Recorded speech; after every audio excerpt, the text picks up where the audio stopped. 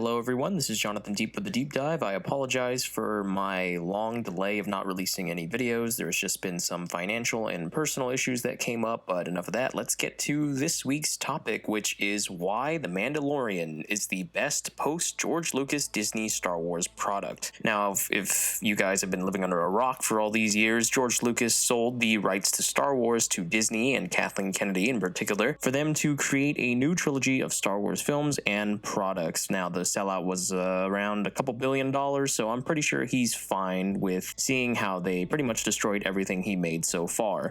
However, there is a silver lining with the TV series The Mandalorian. The Mandalorian is a sci-fi western series on Disney Plus that premiered last year on November 12th, 2019, and it's pretty insane to me that one episode of an entirely new series with new characters in a familiar yet almost completely different backdrop of this giant world gave me more joy and provided more to be desired than an entire new film trilogy that we got with episodes 7 through 9. If you don't know what trilogy it is I'm talking about, then I guess you have also drank away the pain of the last 5 years of broken promises. Let's start off with what went wrong, and we'll slowly make our way back to what went right with The Mandalorian. The new generation of Star Wars, beginning with 2015's The Force Awakens, was a promise of new beginnings while keeping the original magic of the OG Lucas trilogy.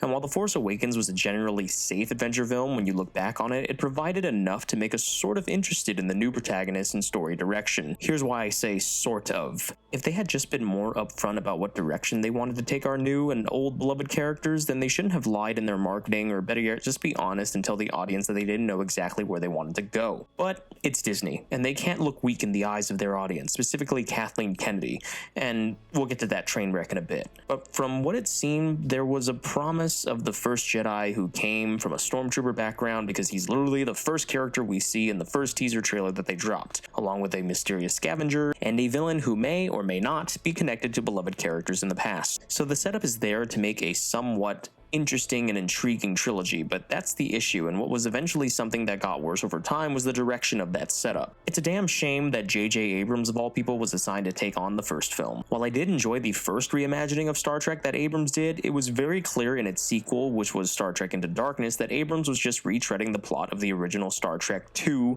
The Wrath of Khan, right down to the Khan reveal and even copying scenes from The Wrath of Khan, but just switching up who said what line.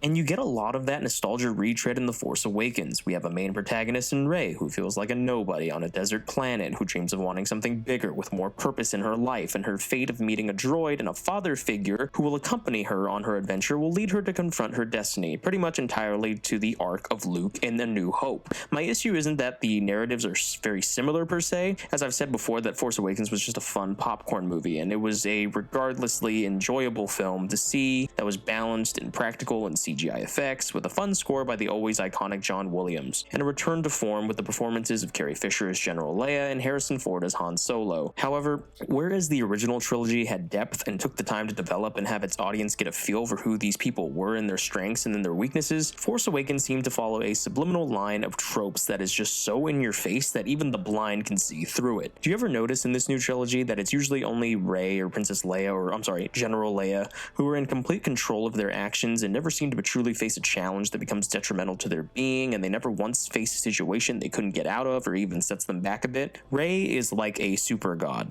She is God.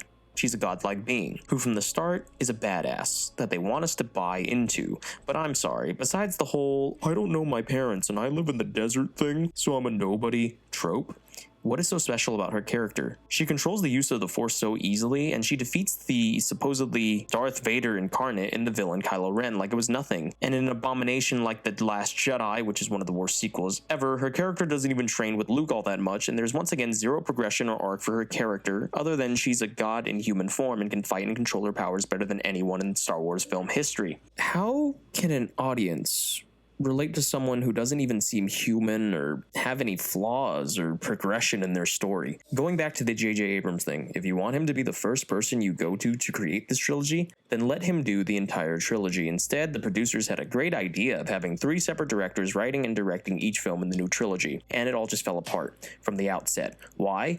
because instead of having one person create one cohesive story within the trilogy so they know exactly what they want and exactly what they want to do, you have three separate people with three separate egos, and one of them basically got fired after he made an indie film that was a complete box office flop, so they threw him away and they had no idea who they were going to do for the third movie. Unless they're all on an equal platform and they know where they want to take this new trilogy and they don't have egos the size of a third Death Star, then maybe it could work, but it's very unlikely. But not only were the three directors not on the same page, but the second film in the newest trilogy, The Last Jedi, was put into the hands of Rian Johnson, whose indie hits Brick and Looper made him the obvious potential choice for what would be the most important sequel in terms of potential since The Empire Strikes Back. And did he deliver? Well, let's see.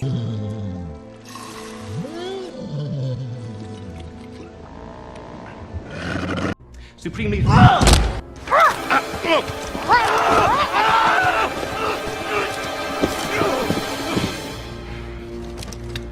We have no ruler! Supreme Leader, don't get distracted. Our goal... That's how we're gonna win. Not fighting what we hate. Saving what we love.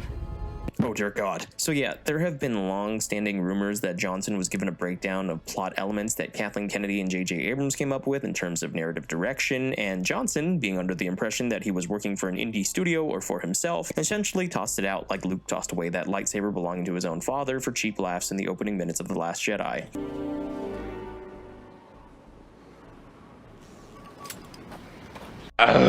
And this was only the beginning of the end of the disaster of this new trilogy. You think I'm the only one who hated this? Ask Mark Hamill. In fact, do yourself a favor right now and look up every interview of The Last Jedi that has Rian Johnson and Mark Hamill together, and tell me that Mark Hamill is not a guy who absolutely feels screwed over and hated every direction this franchise went, specifically with his character. Yeah, I had a great time, despite how somber the subject matter was. Sure.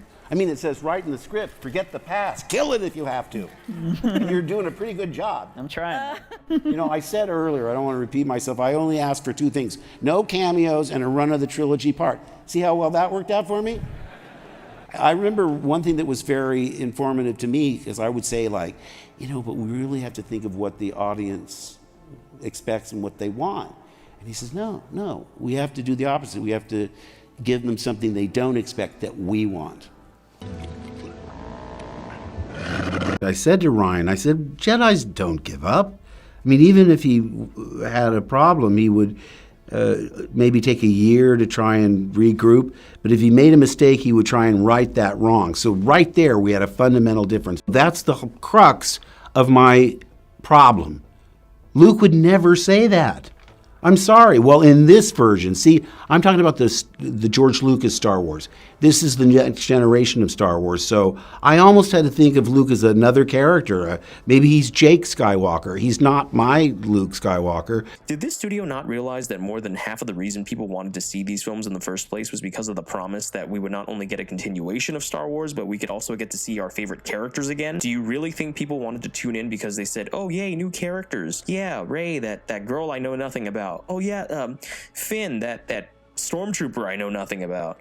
Oh yeah, Poe, that pilot that I also don't really know anything about. Yeah, cool, because I guess the plan to basically kill off every one of our original characters that we loved by the third film was such a great idea. When did Star Wars become a playground of just half-assed muddled ideas? When did creating one-note characters and shitty story arcs that were literally made up with no narrative plan from the start suddenly became this trending thing in a franchise that has made billions of dollars? I know it started with The Phantom Menace, but at least George Lucas, despite not really delivering 100% and disappointing a lot of people, especially with his overuse of CGI. I mean, honestly, that's probably the worst thing about those movies besides obvious casting choices. But at least he had a direction. At least he knew where he wanted to take the story, and he knew what story he wanted to tell. Even though it was a little bit much in terms of the political aspect, it did span a lot of mediums that expanded on that universe and gave us more backstory to what people were complaining about. So, in essence, it kind of worked out, and whether you hate it or whether you love it, the man had a story to tell and he told it, and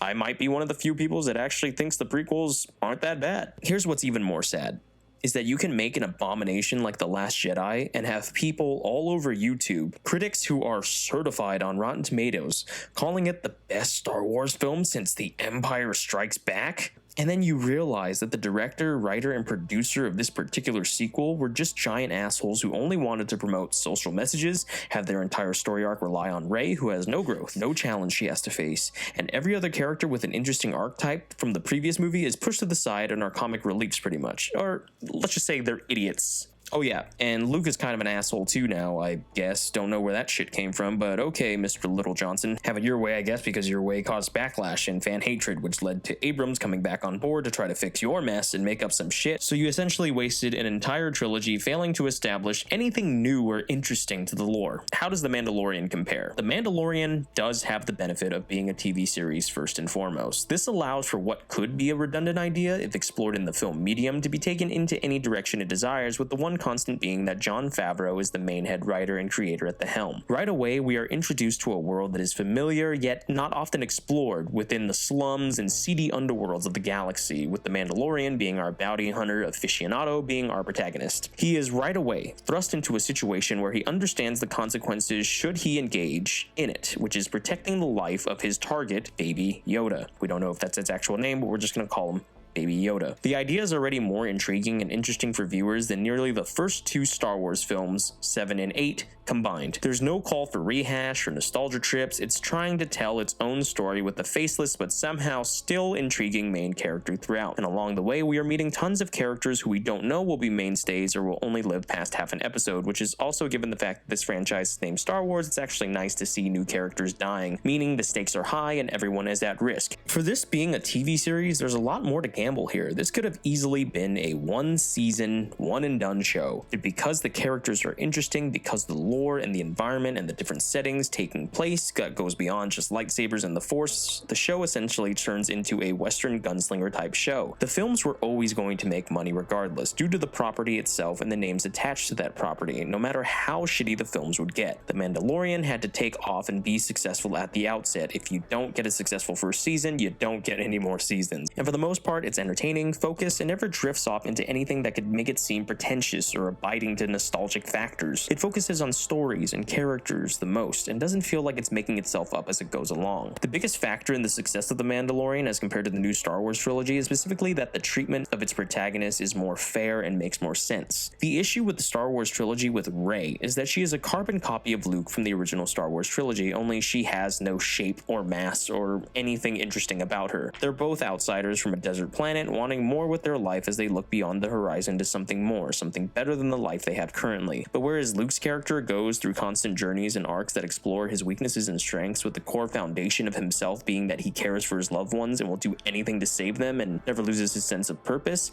that's who he is. In the first movie, he kind of starts off as annoying, whiny, but you get why he's that way, and we see him develop into a more mature person. Rey doesn't even know what her purpose is. What does she want? What are her goals? She's just kind of there. I mean, it's kind of implied what she wants from what I said already, but it's never really spoken or never really shown in any way that we can understand it or feel for her. She never gets challenged, she never goes through anything that changes herself for better or worse.